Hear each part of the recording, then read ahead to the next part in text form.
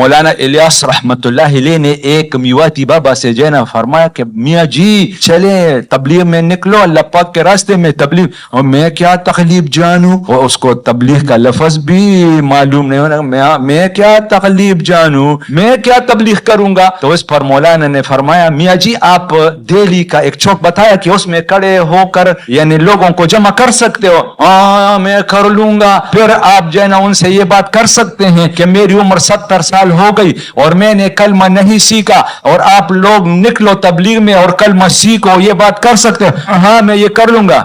یہ تبلیغ ہے، آسان کر دیا. علماء سے سنا کہ اگر کوئی بھائی کسی کے پاس جائے اور اس کو آخرت کی طرف متوجہ کر، دیکھو بھائی آخرت کی زندگی ہے، ہمیشہ کی زندگی ہے، اس کی تیاری کے لیے اللہ پاک نے ہمیں بھیجا ہے، اور کچھ بھی پاس نہیں اس کے، بس یہی کہہ رہا ہے اور آخرت کی زندگی کی طرف متوجہ کر رہا ہے. فرمایا سب سے بڑی بات جو ہے نا اس کے سامنے رکھ رہا ہے. علم نہیں ہے اس کے پاس، عالم نہیں ہے. بھائی اور دوستو لگا لو زندگی اور کمائی کر لو. جی ہاں، کسی کے ذریعے اگر ایک آئے یقین جانے پوری زندگی تبلیغ پر ساری استعداد، مال دولت جائیداد، سونا چاندی، گھر بار اولاد سب کچھ لگا لے پوری زندگی، اور ایک صرف آ جائے نا پھر بھی بہت بڑی کمائی کر کے گیا. ایک میواتی بابا وفات پا گیا تو حاجی صاحب نے فرمایا اس کے بارے میں کہ اس نے تو زندگی لگا لی تبلیغ پر. پھر فرمایا 2002 میں وفات پا گیا. 44 سال لگاتار ہر سال 3 چلے لگاتا رہا. حاجی صاحب نے فرمایا تبلیغ پر زندگی لگا دی. لوگوں نے عمال نامے بھر دیے.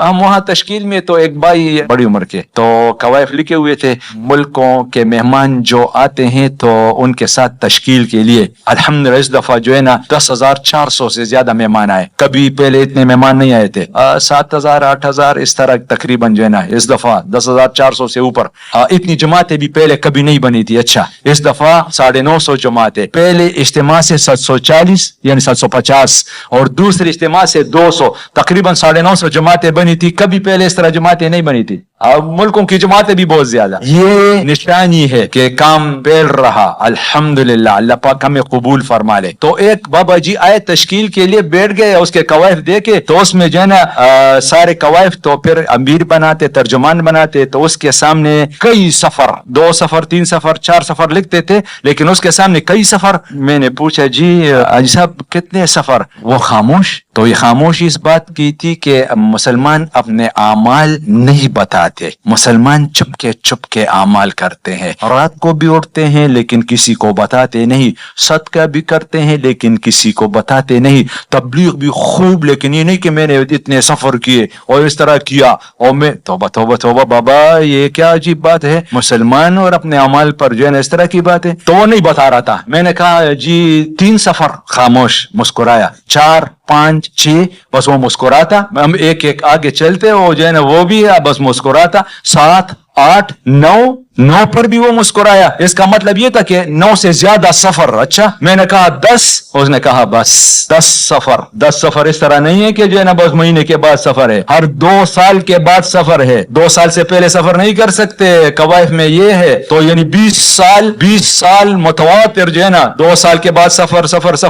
مستورات کا سفر علادہ اور مقیم علادہ، وہ علادہ مہینے کی ترتیب. عمل نامہ بھر دیا کہ نہیں بھرا؟ استغفار پر ہے کہ جو کوئی یہ چاہے کل قیامت کے دن میرا عمل نامہ مجھے خوش کر دے، یعنی خوش ہو جاؤں، عمل نامے کو دیکھ لوں. تو فرمایا حدیث شریف کا مفہوم ہے چاہیے کثرت سے استغفار پڑھے. ایک روایت میں ہے جو کوئی یہ چاہے کل قیامت کے دن میں جنت سے خوب سیراب ہو جاؤں تو چاہیے کہ اللہ پاک کا ذکر کثرت سے کرے. اور تبلیغ پر فرمایا خوشخبری ہو ان کے لیے جو اللہ پاک کے راستے میں اور کثرت سے اللہ پاک کا ذکر کرتے ہیں، کیونکہ ان کو ہر کلمے کے بدلے 70,000 نیکی اور ہر نیکی 10 گنا اور بھی بہت کچھ ملے گا. یہ الفاظ ہے تو صحابہ میں وہ لکھے ہوئے ہیں. 2 صحابی ملک شام میں ملے، ایک نے دوسرے سے فرمایا میں نے حضور صلی اللہ علیہ وسلم سے سنا، اور ارشاد کا مفہوم کسی کا زندگی میں سے تھوڑی دیر کے لیے اللہ پاک کے راستے میں کھڑا ہونا